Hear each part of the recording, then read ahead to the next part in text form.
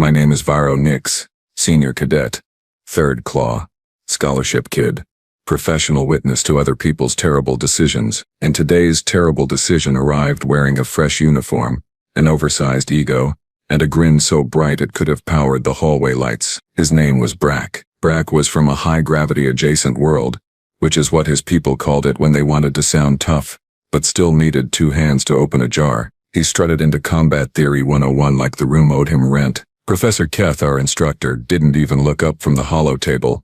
Keth was a Koran. Old, scarred, eyes like he'd watched entire fleets burn and felt mildly annoyed about the smoke. Seat, Keth said, flat voice. Brack saluted. Too hard. His elbow almost hit the cadet next to him. Then Brack saw her. Everyone saw her. You could not see her. The human girl sat near the back, legs crossed, boots planted like she owned gravity itself. Hair tied back. Sleeves rolled. A calm face. Not bored. Not sleepy. Not nervous. Just ready. Her name was Lita Voss. Deathworld girl. Human. Terra. If you are unfamiliar with humans, here is the simplest explanation. Humans are what happens when a planet tries to kill a species every single day, and fails. Repeatedly. For a very long time. They evolved in storms, toxins, predators, diseases, and absurd weather. Their oceans eat ships. Their animals have teeth in places that should not have teeth. Their plants sometimes fight back. Their own bodies run on controlled chemical explosion. And if you tell a human, that's impossible, they treat it like an invitation. So yes, human cadets existed here, in the Galactic Academy, because leadership decided the best way to prepare for interstellar conflict was to invite the galaxy's most stubborn survivors into the training program. Brilliant plan. Sometimes, Brack stared at Lita like she was a trophy. I watched his face shift through the classic stages of impending disaster. Stage 1, curiosity. Stage 2, underestimation. Stage 3, a bad idea building a nest behind the eyes. He leaned toward his deskmate, a soft-spined Rel named Mavo. Who's that? Brack whispered. Mavo made a quiet sound. Somewhere between a warning and a prayer. That is Lita Voss, Mavo whispered back. Terran, Brack scoffed. Human, huh? Mavo nodded quickly, eyes darting away like even speaking her name might summon her behind him. Brack's grin widened. Perfect. Mavo swallowed. Perfect for what? Brack didn't answer, he just stood up. Professor Keth finally lifted his gaze. Sit. Brack ignored him. Now, I know what you're thinking. No one ignores Keth, correct, but Brack had not yet learned the difference between confidence and stupidity. He would. Soon. Extremely soon. Brack walked down the aisle, steps heavy, shoulders back, trying to look like a hero from a war vid. He stopped beside Lita's desk. Lita didn't look up. She was flipping a small training stylus between her fingers, casual like she had all the time in the universe. Brack tapped the desk. Tap. Lita kept spinning the stylus. Brack leaned closer. Hey. Human. Lita's eyes lifted. Slow. Calm. Dark. Focused. She looked at him like she was measuring how much effort he might require. What? She said. Not a question. More like a polite command. A few cadets snickered. Brack puffed his chest. We're doing combat theory, right? Lita blinked once. That's what the sign says. More snickers. Brack didn't like that. He wanted fear. He wanted awe. He wanted the room to go silent and respect him. Instead, he got a human girl treating him like background noise. Brack pulled a thin white stick from his uniform pocket. A literal stick. I'm not joking. A stick. It looked like a small chalk rod. Except chalk had been banned because half the species in the academy had lungs that reacted badly to dust. So what was some kind of training marker? Non-toxic. Brack held it up like it was a blade. Back home, he said loudly. This is how we settle challenges. First strike wins. Quick, clean. Professor Keth's eyes narrowed. The room leaned in. You could feel it. Every cadet, every species, every breath. Brack pointed the stick at Lita. I challenge you. Lita stared at the stick. Then she stared at Brack. Then she smiled. Not a friendly smile. Not a warm one. A smile that said, oh, you have no idea what you just offered me. You're challenging me, she repeated. Brack nodded sharply. Yes. Lita glanced at the professor. Is this allowed? Professor Keth's mouth twitched. That was as close as Keth got to laughter. This is class, he said. Anything is allowed if it becomes a lesson. Brack lifted the stick higher. Then stand up. Lita set the stylus down. She stood, Smooth. Controlled. Like a door opening silently, Brack stepped back, giving her space. Like he was generous. The other cadets shifted their chairs, creating a wide circle in the middle of the room. No one spoke. Not because of fear exactly, because we all knew something Brack didn't. Lita Voss wasn't the strongest human in the academy. She wasn't the biggest. She wasn't the loudest. She was worse. She was efficient. Professor Keth folded his arms. Rules. Brack, state them. Brack nodded. Happy to perform. First strike. Anywhere on the body. With the stick. If I touch her, I win. Keth's gaze slid to Lita. You accept. Lita nodded. Sure. Brack grinned at the class. Watch and learn. Yes. We were watching. Not for the reason he thought. Brack raised the stick in a high guard position like he'd seen in old arena vids. Lita's hands were empty. She didn't ask for a weapon. She just stood there, relaxed posture. Knees slightly bent. Weight balanced. Eyes steady. Brack lunged. He moved fast for his species. Strong legs. Heavy shoulders. Stick slicing toward her upper chest. 3 seconds. That's what the title says, right? 3 seconds. It wasn't even that long. 1. Lita shifted half a step sideways. Barely. Brack's stick cut air. 2. Her right hand snapped up and caught his wrist. Not a grab. A clamp. Like a vice. Brack's eyes widened. He tried to pull back. He couldn't. Humans had muscles that didn't look impressive until they were applied to your joints. 3. Lita twisted. There was a sound. Not a crack. Not a break. A sharp, humiliating pop. Brack dropped the stick instantly. His fingers opening on pure reflex, face paling as pain hit him like a hammer. Lita didn't stop there. She stepped inside his space, shoulder close, and with her free hand she tapped the center of his chest. A tap, a gentle tap, but she tapped the exact spot that triggered his species' balance reflex. Brack's legs betrayed him. He stumbled backward. His heel caught his own foot, and he fell, hard, flat on his back. The room exploded into noise, gasps, laughs, choked sounds.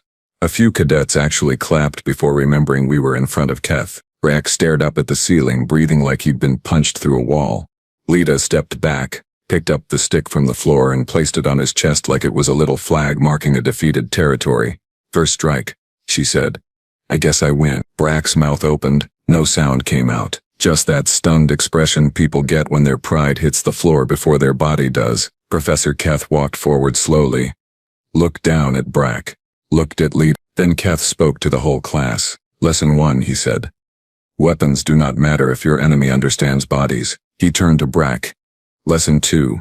Never challenge a Terran with a rule set that favors speed. Brack hissed, holding his wrist face tight.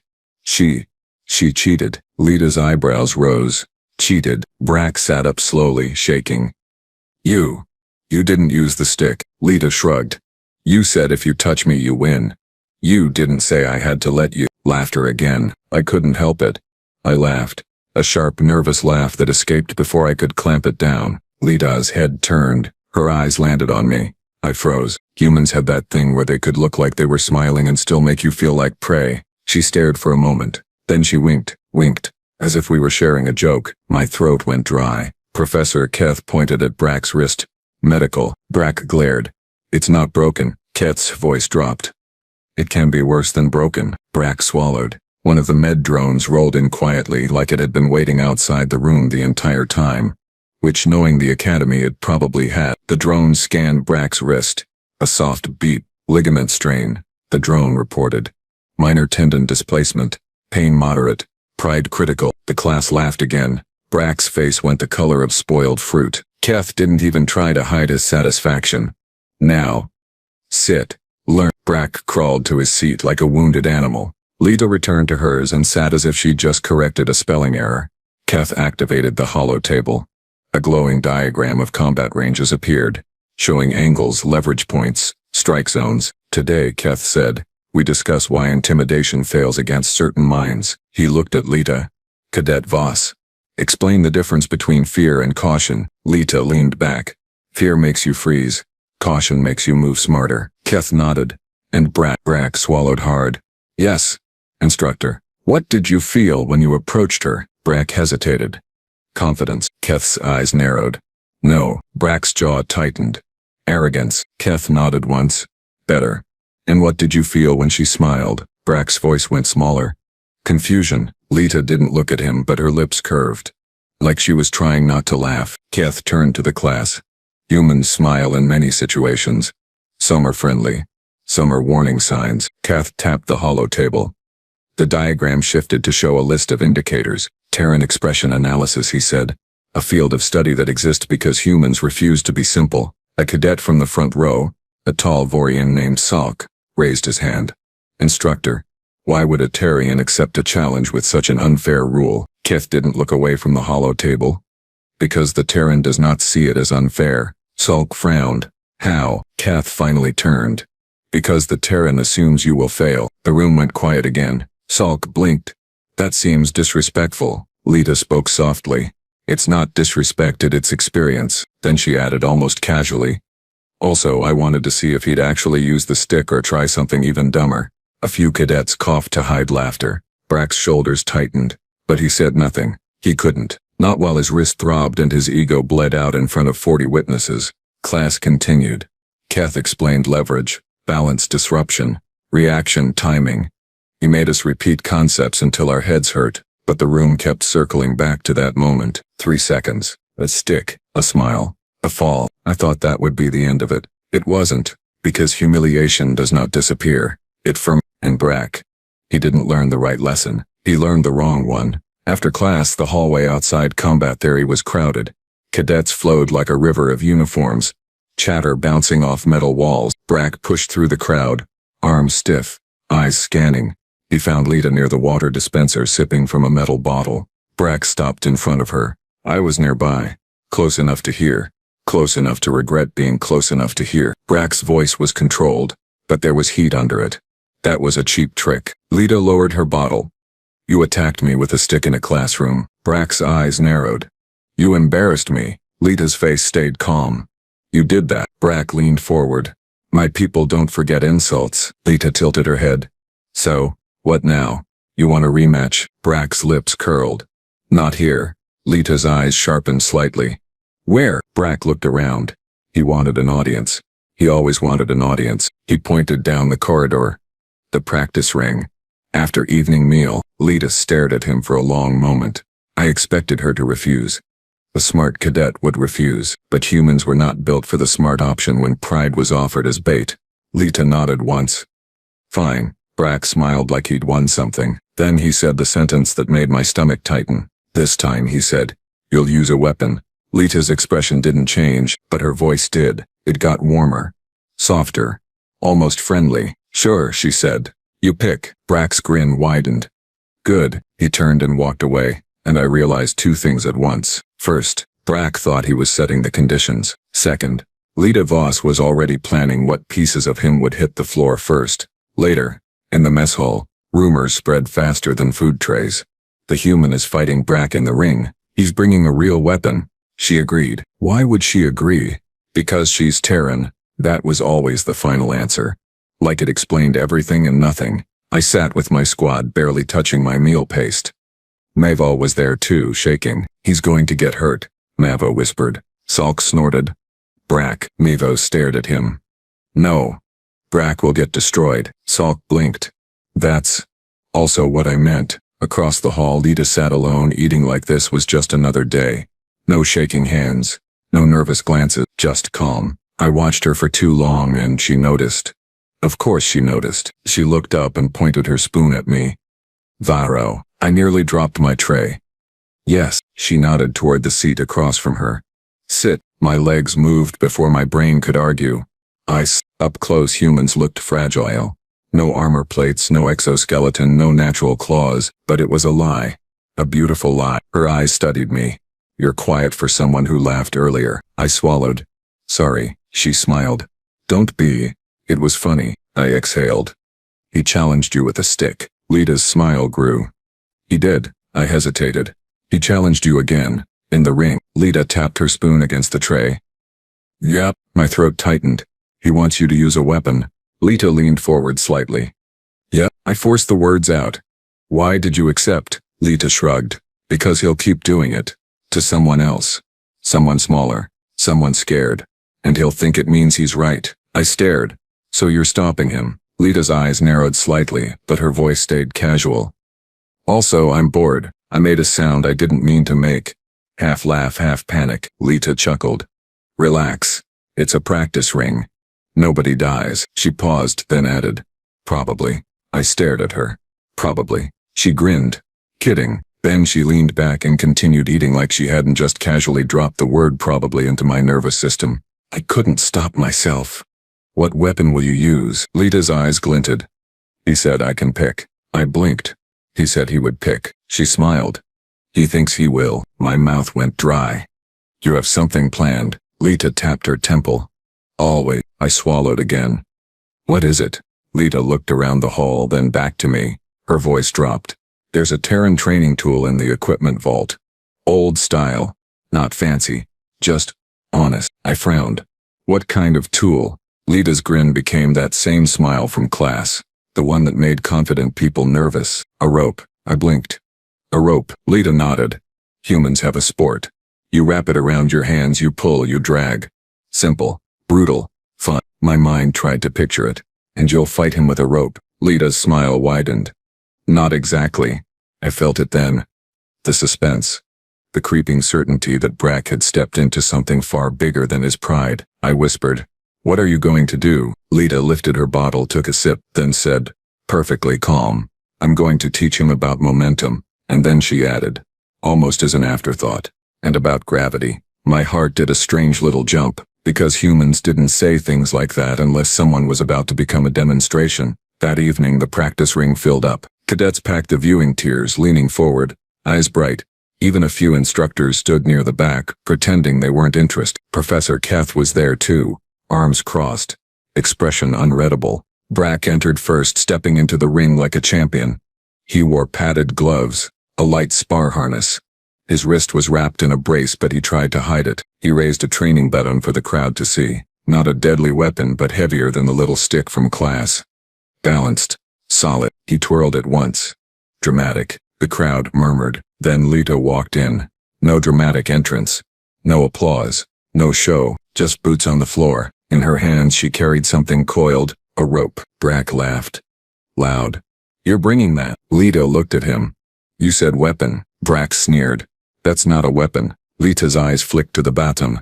Neither is that, if you don't know how to use it. A wave of laughter rippled through the stands. Brack's face tightened. Professor Keth stepped forward. Rules. Controlled spar, first clean incapacitation. No lethal strikes. Brack nodded. Fine. Lita nodded. Fine. Keth looked between them. Begin. Brack lunged instantly, baton cutting toward her shoulder. Lita moved, not backward, sideways. Again. Minimal motion. Maximum effect. Brack swung again.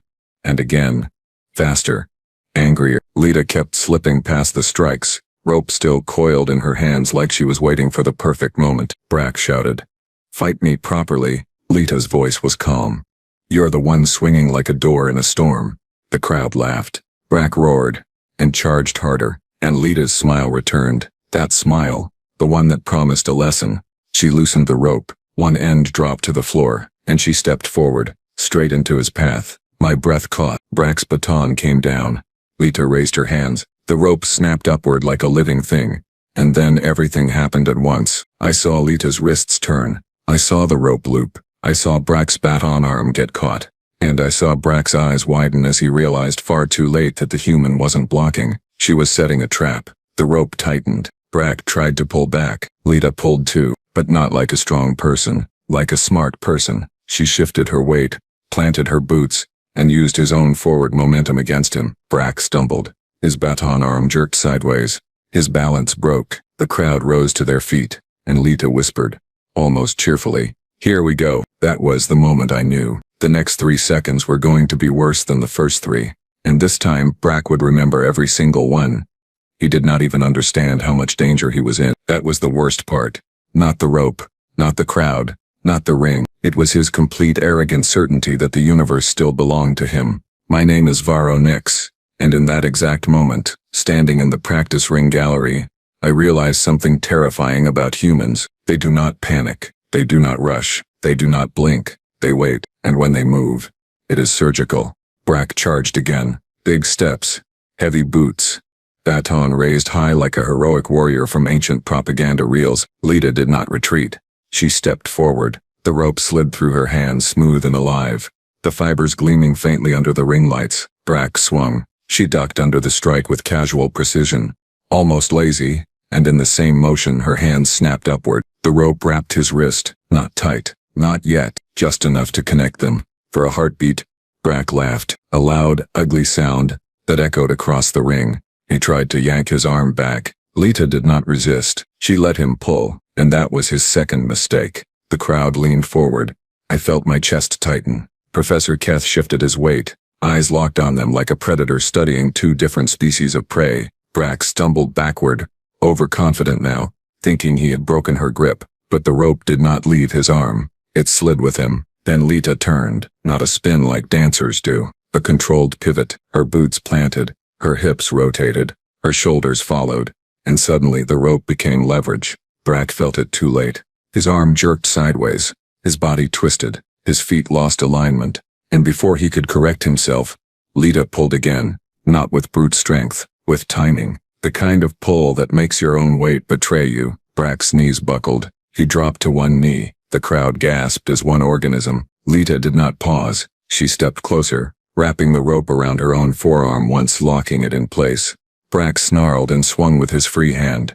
Lita leaned inside his reach, so close that the baton in his trapped hand was useless. Her shoulder slammed into his chest, not hard, just enough. His balance shattered. He fell forward. Lita shifted again. In one fluid motion she slipped behind him, the rope sliding across his arm, around his shoulder and tightening near his upper body. Brack realized his mistake too late. His arm was pinned to his own torso. The baton clattered to the floor. The sound rang like a bell across the silent arena. The crowd erupted. Cheers. Laughter. Shouts in dozens of alien languages. Brack thrashed. Lita stayed calm. She planted her boot behind his leg and pulled the rope upward. Brack hit the ground face first, hard. The ring shook. His breath exploded from his lungs in a harsh grunt. Lita stepped over him, standing above his back, one hand holding the rope, the other resting casually on her hip. She was not breathing hard, not even close. Professor Keth raised one hand. Silence fell instantly. His voice carried across the arena. Yield, or continue. Brack tried to push himself up. The rope tightened. His arm bent at an angle that made half the crowd wince. He froze. Lita leaned down slightly, voice calm but sharp enough to cut glass. Yield. Brack trembled. His pride fought his pain. His jaw clenched. Then reality crashed through his skull. He tapped the floor with his free hand. Twice. Yield. The crowd exploded again, this time louder. Some cadets stomped their feet. Others whistled. A few instructors tried to look professional and failed. Lita released the rope slowly, letting it slide free like a snake retreating after a strike. She stepped back. Brack rolled onto his side, gasping, clutching his arm, eyes wide and wild. He looked at her like she was not human anymore, like she was something else entirely. Lita bent down, picked up his baton and placed it neatly beside him. Then she looked up at the stands, at us, at me. I felt pinned in place by her gaze. She did not smile this time. Her expression was serious. Then she spoke, voice carrying clearly. You brought a weapon you did not understand. She pointed at the rope still coiled in her hands. I brought one I grew up with. The crowd fell into stunned silence again. Professor Keth stepped into the ring. He looked at Brack first. Medical, he said. 2 drones rolled in immediately, scanning his arm, hovering silently. Then Keth turned to Lita. His gaze softened. Just a fraction. Explain. Lita tilted her head. Momentum. You taught it. Keth nodded. Explain to them. She glanced around the ring, eyes moving over the crowd like she was addressing a war council. He attacked forward. Heavy. Predictable. The rope did nothing by itself. His movement did the work. She shrugged. I just guided it. A Vorin cadet shouted from the stands, but you overpowered him. Lita shook her head. No. He overpowered himself. Murmurs spread through the audience. Brack coughed. Still on the floor. Humiliated but alive. Keth folded his arms again. Lesson 3, he said loudly. Never assume your opponent's tool is weaker than yours. He pointed at the rope. Simplicity is not weakness. Then he turned to Brack. Lesson 4. Arrogance costs more than pride. The medical drone beeped. Strained shoulder. No fracture. Recovery time. 12 hours. Ego damage immeasurable. The crowd laughed again. Brack closed his eyes in shame. Keth did not mock him. He simply nodded once. Stand when you can. Learn when you must. Then he turned to Lita. You are dismissed, Cadet Voss. She nodded, coiled the rope neatly and walked out of the ring like nothing extraordinary had happened. The crowd parted for her. Silence followed her footsteps. Respect, fear, curiosity. I felt all three collide inside my chest. Later that night, the academy buzzed like a live wire. Every hallway carried versions of the same story. The human beat Brack with a rope. She took him down in seconds. He never even touched her. They said she could have broken his arm. Rumors grew wings and claws. Some said she moved like liquid. Others claimed she could predict strikes before they happened. A few swore they saw her smile at the exact moment. Brack realized he had lost. I sat alone in my dorm room staring at the ceiling, replaying the fight over and over. 3 seconds. Again, 3 seconds. I realized something else. The fight was not about Brack. It was about the academy. About every species who thought humans were fragile. About every commander who believed technology mattered more than bodies. About every war general who underestimated a Deathworld. I did not sleep. At dawn, an alert chimed across the academy network. Mandatory assembly, Great Hall. Immediately, I dressed fast, heart pounding. Something was happening. The Great Hall was already packed when I arrived. Cadets from every division filled the tiered seating. Instructors stood at the edges, unusually serious. At the center podium stood High Commander Rillik Zorn, tall, broad, silver-skinned, a legend of interstellar campaigns. Beside him stood Professor Keth, and beside Keth, still in training uniform, stood Lita Voss. The hall fell silent as Relix raised a hand. Cadets, his voice boomed. Yesterday you witnessed a sparring match. No one moved. Relix looked at Lita. Cadet Voss demonstrated something our military has been failing to teach for centuries. He paused deliberately. Control over force. A ripple of whispers moved through the hall. Relix continued. Brack believed power was dominance. Lita proved power is restraint. He turned to the audience. Every one of you carries weapons far more advanced than a rope. Yet you struggle with balance, timing, and discipline. He gestured to Lita. This human has spent less time in this academy than most of you, yet she understands combat better than many instructors. A murmur of disbelief. Relix raised his voice again. Therefore, effective immediately, Combat Theory 101 will include Terran physical mechanics in its curriculum. Gasps. Even Keth looked mildly surprised. Relix continued. And Cadet Voss will assist in training. The hall exploded into noise. Cheers. Shock. Arguments. All. Lita's face stayed calm. She did not preen. She did not bow. She simply nodded once. After the announcement, I found her near the observation balcony, leaning against the railing, looking out at the stars beyond the academy shield. I approached slowly. Lita. She glanced at me. Varro. Her voice was softer here, away from the crowd. I didn't expect that, I said honestly. She shrugged. Neither did I. Silence stretched between us, filled with the distant hum of engines. Finally I spoke again. Why the rope? She smiled faintly. Because it looks harmless. I frowned. And it's not. She shook her head.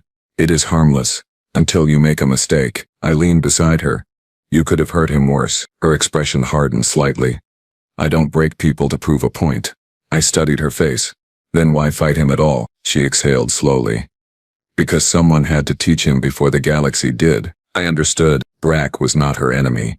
He was a lesson, a warning, a mirror. The next week changed everything. Training sessions were reorganized. Humans demonstrated grappling, balance, and momentum. Aliens practiced with ropes, staffs, and bare hands. Brack returned to class with his arm healed and his attitude changed. He did not challenge Lita again. He sat in the front row now, quiet, attentive, humbled. One day, after a particularly brutal session, he even approached her. I was nearby again because apparently I had a talent for witnessing dangerous conversations. Brack stood stiffly in front of Lita. She looked up calmly. He swallowed. I owe you respect. Lita tilted her head. You owe yourself discipline. Brack nodded slowly. Teach me. The word surprised even him. Lita studied him for a long moment. Then she nodded once. Show up early tomorrow. He did. Every day after that, Brack trained harder than anyone. Not to beat her, but to understand. As for me, I watched, learned, and wrote every detail in my private log. Because I knew something. This was not just another academy story. This was history in motion. Months passed. The academy shifted. New respect grew for humans. Not because they were violent, because they were precise. Then came the day that changed everything again. Emergency sirens blared across Station 12. A nearby patrol reported hostile contact with unknown forces. Unidentified ships, aggressive, unyielding. The academy went from classroom to war preparation in minutes. Cadets scrambled to armories. Instructors barked orders. Professor Keth gathered us in the main hall. Relic Zarn appeared on the holoscreen, voice tight. The hostile fleet is advancing faster than predicted. We need tactical response units now. Keth turned to us. Advanced cadets only. My heart slammed. Lita stepped forward without hesitation. So did Brack. Keth's eyes flicked between them. Then he nodded. You too. With Varo Nix, my stomach dropped. Meh. Frontline. Great. We boarded a rapid strike shuttle, engines roaring, stars streaking past like silver knives. Inside, tension was thick enough to choke on. Brack checked his gear silently. Lita tightened her gloves, then slipped a length of rope into her belt. I stared at it. She caught my look. Old habits. I swallowed. You're really bringing that, she smirked. You'll be glad I did. Minutes later we dropped into chaos. Enemy ships swarmed like metallic predators. Sleek, jagged and merciless. Our shuttle shook under fire. We landed hard inside a damaged docking bay on an allied cruiser. Smoke. Sparks. Shouting, and enemy soldiers pouring in through a breach. Not Brack's kind. Not Keth's kind. Something new. Tall. Armored. Silent. No words. No warnings. Just assault. Brack charged first, baton ready. He moved better now. Controlled. Disciplined. He took down 2 enemies cleanly. I followed. Pulse hammering. My own weapon trembling in my grip. Then I saw her. Lita moved like water in a storm. The rope flashed. One enemy swung a blade. She ducked, looped, pulled. The alien crashed into another. She moved again. Another loop. Another fall. 3 enemies down in seconds. Not brute force. Perfect timing. The enemy regrouped. Advanced tactics. They targeted her. 3 at once. She planted her boots, eyes sharp, and for the first time I saw something fierce in her expression. Not anger. Resolve. The 3 charged. She stepped forward. The rope danced. 2 fell. The 3rd got close. Too close. Brack leapt in, intercepting with his baton. Blocking the strike meant for her. Their eyes met for a heartbeat. Respect passed silently. Together they finished the fight. When the smoke cleared, the bay was ours. No fatalities on our side. Minimal injuries. Relix's voice crackled over comms. Stunned. What just happened? Keth replied calmly. Terran training. Silence. Then Relix laughed. A rare sound. Later, back on Station 12, we were hailed as heroes, but Lita shrugged it off. Brack stood straighter than ever. And I realized my role had changed too. I was no longer just a witness. I was part of something larger. Weeks later in combat theory, Professor Keth stood before the class again. Lita sat in her usual seat. Brack sat beside her. I sat behind them. Keth tapped the hollow table. A new lesson appeared. Lesson final, he said. We leaned in. Never mistake humility for weakness. He looked directly at Lita, then at Brack, then at the rest of us, or you will lose in 3 seconds. The class laughed, but it was not mocking. It was reverent. As for me, I closed my eyes for a moment and replayed that first day. A stick, a smile, a fall, and I knew the galaxy would never underestimate humans again. Not after her, not after Lita Voss, and certainly not after what came next. Because this was not the end of the story, it was only the beginning.